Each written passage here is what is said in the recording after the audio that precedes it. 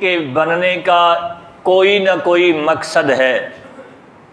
اسی طرح رب کبریا نے اس کائنات میں جو جو چیزیں بنائی ہیں، بلکہ میں اور آپ اللہ نے کیوں پیدا کیا ہے؟ اللہ خود ہی فرما رہے ہیں وَمَا خَلَقْتُ الْجِنَّ وَالْإِنسَ إِلَّا لِيَعْبُدُونِ، عبادت کے لیے۔ اور لفظ عبادت کا قرآن پاک میں متعدد معنوں میں استعمال ہوا ہے، ان میں ایک پرستش ہے، ایک پوجا ہے، اور ایک بمانہ غلامی۔ مجھے اور آپ کو رب کبریا نے اس دنیا میں غلام بن کر زندگی گزارنے کے لیے بھیجا ہے۔ غلامی کا اظہار دو طریقوں سے ہوا کرتا ہے، ایک ہے اطاعت اور دوسری ہے اتباع۔ اس غلامی کے اظہار کے لیے اللہ کی اطاعت یہ تو آسان کام ہے، اللہ نے جتنے حکم نازل کیے ہم مانتے چلے جائیں، اطاعت ہو گئی۔ لیکن اللہ کی اتباع کیسے کریں گے؟ اتباع کا معنی ہے جس طرح آقا و مالک چلتا جائے، اسے دیکھ کر اس کے نقش قدم پہ اسی طرح چلنے کا نام اتباع ہے۔ تو کیا یہ اتباع اللہ کی غلامی کے اظہار کے لیے ممکن تھی یا ہے؟ اللہ نے ہم پہ یہ احسان کیا۔ ہمارا آج کا ٹاپک ہے قرآن اور سنت کا باہمی تعلق کیا ہے۔ اللہ نے یہ احسان کیا، لقد من اللہ علی المؤمنین، اللہ کے نبی کو مبعوث فرما کر یہ احسان فرمایا۔ علامہ ناصر الدین البانی رحمہ اللہ نے لکھا ہے کہ یہ احسان دو طرح سے ہے، ایک ہے استفادہ کے اعتبار سے، وہ اللہ نے اطاعت اور اتباع کی اتھارٹی ہمارے نبی کو عطا کر دی ہے کہ جو بھی بندہ یہ قرآن جو نازل ہوا ہے، میرے نبی اس کی جس طرح تفسیر بیان کریں گے، جس طرح اس کے معانی بتلائیں گے، اس کے بارے میں جس طرح بھی آپ کے سامنے پیش کریں گے، اگر آپ اس کو مان لیں گے تو ایسے ہی ہے جیسے آسمان والے رب کی آپ اطاعت کر رہے ہیں۔ اور دوسرا اتباع ہے، جس طرح اللہ کے نبی عملاً کر کے دکھلائیں گے، آپ اسی طرح کرتے چلے جائیں، ایسے ہی ہے جیسے آپ اللہ کی اتباع کر رہے ہیں۔ یہ اللہ نے احسان کیا۔ ایک تو ہے استفادہ کے اعتبار سے، اور دوسرا یہ ہے اللہ نے قرآن کے ساتھ حکمہ، جمہور علماء اس کا معنی حدیث کرتے ہیں۔ اللہ نے قرآن کے ساتھ حدیث، اور ایسی حدیث جس میں دین کے تمام رموز اور تمام قواعد اللہ نے سمیٹ دیے ہیں، ایک اس اعتبار سے انعام ہے۔ یہ اللہ کا ہم پہ فضل اور کرم ہے۔ اللہ کے نبی صلی اللہ علیہ وآلہ وسلم کو اللہ نے اتھارٹی دے دی ہے اطاعت کی بھی، اتباع کی بھی۔ تو اب آپ مجھے یہ بتلائیے کہ کیا قرآن پاک اللہ کے نبی کی حیثیت کو اتھارٹی مانے بغیر ہم سمجھ سکتے ہیں؟ حدیث کے بغیر قرآن پاک کو سمجھا جا سکتا ہے؟ کوئی بھی بندہ اپنی عقل سے، اپنی دانائی سے، اپنی دور اندیشی سے، اپنی عربی لغت پہ مہارت کی وجہ سے یہ کہے حدیث کی ضرورت نہیں، بس قرآن ہی کافی ہے، تو کیا یہ بات مانی جا سکتی ہے؟ اللہ کے نبی کے رفقا صحابہ سے بڑھ کر کون تھا عربی کو زیادہ جاننے والا؟ اللہ رب العزت نے قرآن پاک میں الذین آمنوا ولم یلبسوا ایمانہم بظلم، ایسے لوگ جنہوں نے عقیدہ توحید کو اپنا لیا، اور عقیدہ توحید کو اپنانے کے بعد ظلم کی آمیزش نہیں ہونے دی۔ اب صحابہ نے عام ظلم کا معنی سمجھا، ایک دوسرے سے باتیں کرتے رہے، بالآخر اللہ کے نبی صلی اللہ علیہ وآلہ وسلم سے پوچھا، اللہ کے نبی یہ ظلم سے کیا مراد ہے؟ تو اللہ کے نبی صلی اللہ علیہ وسلم نے فرمایا یہاں ظلم سے مراد ہے شرک، جیسے سورہ لقمان میں ہے ان الشرک لظلم عظیم، یہاں ظلم سے مراد شرک ہے۔ اور اگر کوئی بندہ کہے کہ عربی زبان میں مہارت رکھ کے وہ یہ کہ حدیث کی ضرورت نہیں، اب قرآن ہی کافی ہے، یہ ممکن نہیں۔ وہی بات اتھینٹک ہوگی جس کی تفسیر، قرآن کے جس لفظ کی تفسیر اللہ کے نبی کے فرامین کے مطابق اور حدیث کے مطابق ہوگی۔ جیسے قرآن وحی ہے اسی طرح حدیث بھی وحی ہے۔ جس طرح قرآن کی حفاظت کا ذمہ اللہ نے لیا ہے، اسی طرح حدیث کی حفاظت کا ذمہ بھی اللہ نے لیا ہے۔ حدیث اور قرآن کو الگ کیا جا سکتا نہیں، کیا جا سکتا۔ بے شمار مثالیں ہیں، میں دو چار وقت کی، مجھے آپ کے وقت کا بڑا احساس اور خیال، انشاءاللہ دو چار مثالیں دے کر اپنی بات کو ختم کروں گا۔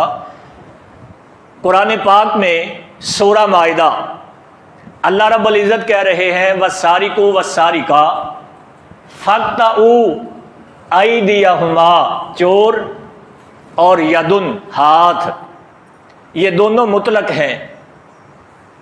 چور، اب ہاتھ کس چور کو چور کہیں گے؟ وہ کتنی چوری کرے گا تو چور ٹھہرایا جائے گا کہ یہ بندہ چور ہے؟ یہ حدیث پاک ہمیں بتلاتی ہے کہ اگر وہ ربع دینار، چوتھا حصہ دینار کا چوری کرتا ہے تو وہ چور ہے۔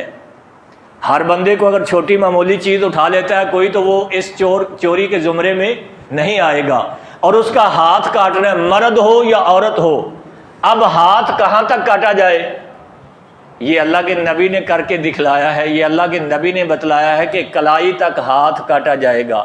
اگر حدیث کو نہ سمجھا جائے تو کیا اس بات کو سمجھا جا سکتا تھا؟ اب تیمم والی آیت میں بھی لفظ استعمال ہوا ہے یدن، ہاتھ۔ اب وہ ہاتھ کیا ہے؟ التیمم ضربۃ للوجہ والکفین، یہ ہتھیلی کو، حدیث پاک میں، مسلم میں ہے، بخاری میں ہے، مسند احمد میں ہے کہ یہ جو الفاظ ہیں ہاتھ والے، ہتھیلی کی ضرب کو کہتے ہیں، چہرے پہ ہاتھ وہ ضرب کو کہتے ہیں۔ یہ کہاں سے ہمیں پتہ چلا؟ قرآن کی اس آیت کو ہم نے کیسے سمجھا ہے؟ جب تک اللہ کے نبی کی حدیث کو نہیں سمجھیں گے تب تک قرآن کو سمجھ سکتے۔ اس طرح یہ نماز ہے، آپ یہی لے لیں، نماز قرآن پاک میں تو یہ حکم ہے نماز قائم کریں، نماز کو نہ چھوڑیں، ایک مرتبہ نہیں بے شمار مرتبہ۔ لیکن عمران بن حسین رضی اللہ تعالیٰ عنہ درس ارشاد فرما رہے تھے، تو درس دیتے ہوئے ایک بندے نے کہا یہ مسئلہ ذرا قرآن سے ثابت کرو۔ تو سیدنا عمران غصے میں آ گئے اور کہنے لگے قرآن کی تفسیر اللہ کے نبی کا فرمان ہے، حدیث کے بغیر قرآن کو سمجھا ہی نہیں جا سکتا۔ مجھے یہ بتلائیے تمہیں حدیث کی اہمیت کا پتہ ہی نہیں؟ یہ جو ظہر کی نماز ہے یہ 4 رکعتوں کا پتہ تمہیں کس طرح چلا ہے؟ مغرب کی نماز 3 رکعتوں کا علم تمہیں کس طرح ہوا؟ صبح کی 2 رکعتوں کا علم تمہیں کس طرح ہوا؟ اگر حدیث کو نہیں سمجھو گے، یہ زکوٰۃ کا جو سارا سلسلہ ہے بھائیو، یہ کیسے سمجھا ہے ہم نے؟ اللہ کے نبی کے فرامین سے سمجھا ہے نا۔ نکاح کے مسائل ہیں، دیگر اس طرح کے بے شمار مسائل، جب تک اللہ کے نبی کے فرامین کو سمجھیں گے نہیں قرآن پاک کو سمجھ سکتے۔ اور اس کے بارے میں ائمہ کے جو اقوال ہیں ہمیں ان پہ بھی غور کرنا چاہیے۔ آج یہ فتنے ہیں اور انتہائی لائق صد تقسیم آپ سارے احباب ہیں، اس مسجد کی انتظامیہ ہے، اور میرے محترم بھائی ڈاکٹر شفیق الرحمان صاحب، ڈاکٹر عثمان جاوید صاحب، پروفیسر عبد المنان صاحب، لائق صد تقسیم ہیں۔ بھائیو ایک وقت تھا ان چیزوں کو سیکھنے کے لیے لوگ سال ہا سال کا سفر کیا کرتے تھے، اور ان جوانوں نے یہ سب کچھ آپ کی چوکھٹ پہ لا کے رکھ دیا ہے۔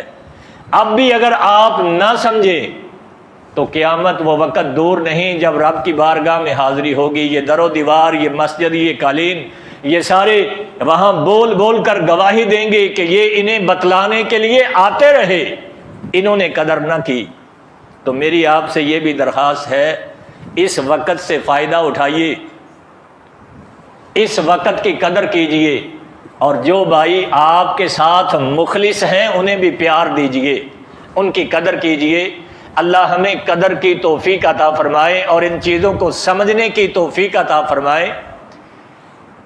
مشہور تابعی ہیں ایوب رحمہ اللہ، یہ کہنے لگے کہ اگر آپ کسی کو مسئلہ بتاتے ہیں حدیث پاک سے اور وہ آگے سے کہتا ہے نہیں جی قرآن پاک سے ثابت کرو، تو اس کا مطلب ہے کہ وہ بندہ گمراہ ہو چکا ہے۔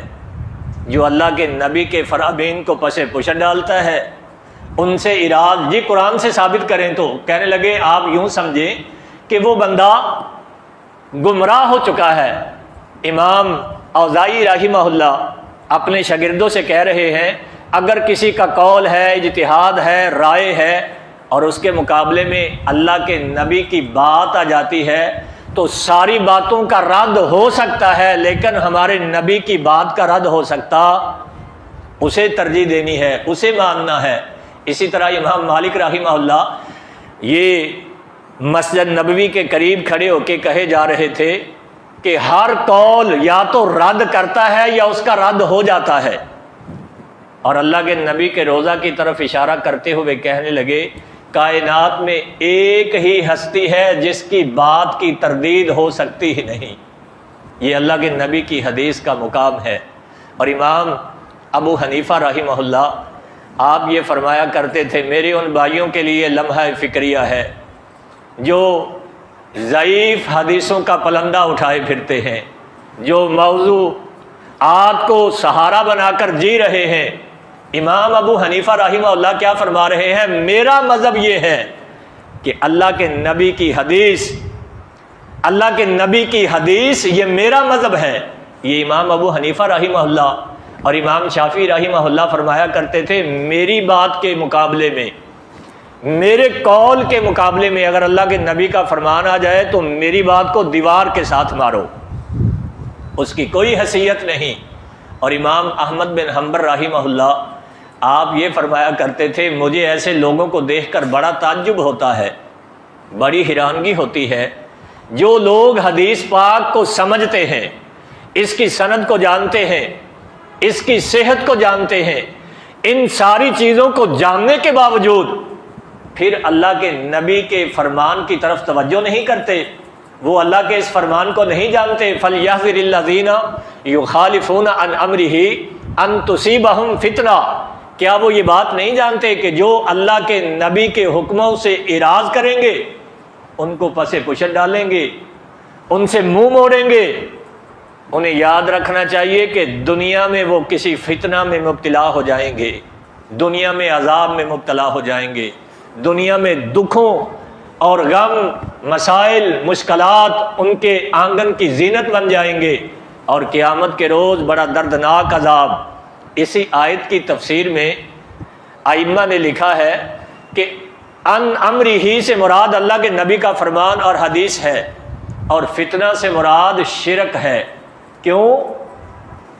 جو بندہ اللہ کے نبی کے فرامین کو پیچھے ڈال کر کسی اور بات کو ترجیح دیتا ہے، وہ وقت دور نہیں کہ وہ اللہ کو بھی چھوڑ کر کسی اور کے ساتھ مل کے اللہ کی ذات سے شرک کرے گا، اور جو شرک کرے گا آپ سارے جانتے ہیں قرآن پاک کے 5 مرکزی مضامین ہیں اور سارے کے سارے توحید کے گرد گھومتے ہیں۔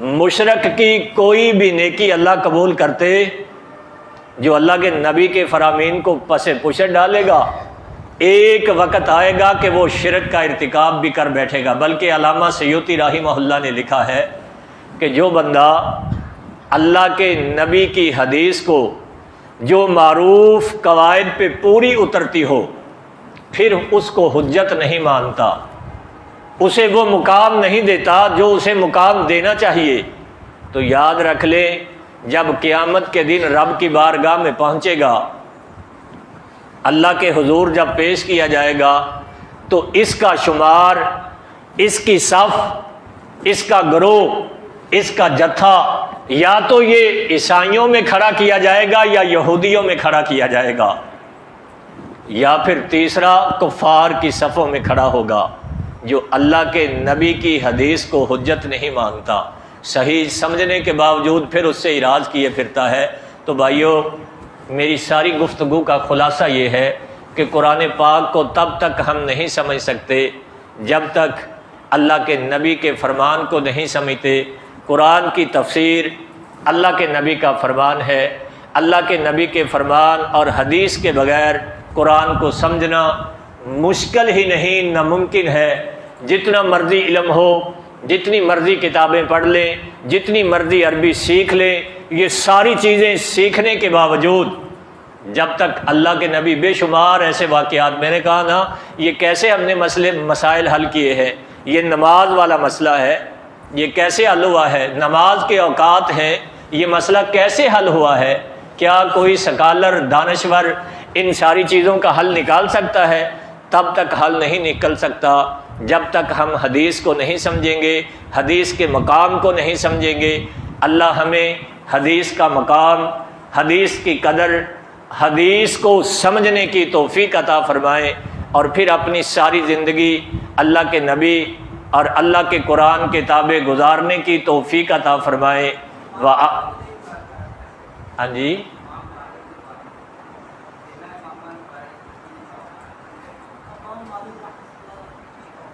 ہے کہ ہر قول یا تو رد کرتا ہے یا اس کا رد ہو جاتا ہے۔ یہ صرف صاحب روزہ ہیں۔ اللہ کے نبی کے روزہ کی طرف اشارہ کر کے کہنے لگے کہ جن کی بات کا، جن کی حدیث کا رد ہو ہی نہیں سکتا، جو آپ نے فرما دیا ہے وہ من و ان ہے، اس میں ذرہ برابر بھی کمی بیشی نہیں ہو سکتی۔ اللہ ہمیں یہ ایمان اور عقیدہ عطا فرما دے۔ پھر میں آپ سب بھائیوں سے درخواست کروں گا، ضرور ٹائم نکالا کریں۔ یہ ہمارے پروفیسرز بھائی جو آپ کے لیے محنت کر رہے ہیں، کوشش کر رہے ہیں، آپ کے دروازے پہ آ کے آپ کی کنڈیاں کھٹکا رہے ہیں، بلکہ کاپی لے کے آیا کرو ساتھ۔ میرے طالب علم بھائی، میرے پڑھے لکھے بھائی، کاپیاں لے کر آیا کریں۔ کل انشاءاللہ لیکچر میرے فاضل بھائی ڈاکٹر عثمان جاوید صاحب کا ہوگا کہ اللہ کے نبی کے عہد میں حدیث کو اکٹھا کیسے کیا گیا، اس ٹاپک پہ ان کا لیکچر ہوگا۔ ضرور وقت نکالیے، اور یہ 8-10 دن یا 12 دن کا پروگرام ہے۔ اللہ مجھے اور آپ کو اخلاص کے ساتھ سمجھنے کی توفیق عطا فرمائے، اور پھر عمل کی توفیق عطا فرما دے۔ وآخر الدعوانا ان الحمد للہ رب العالمین۔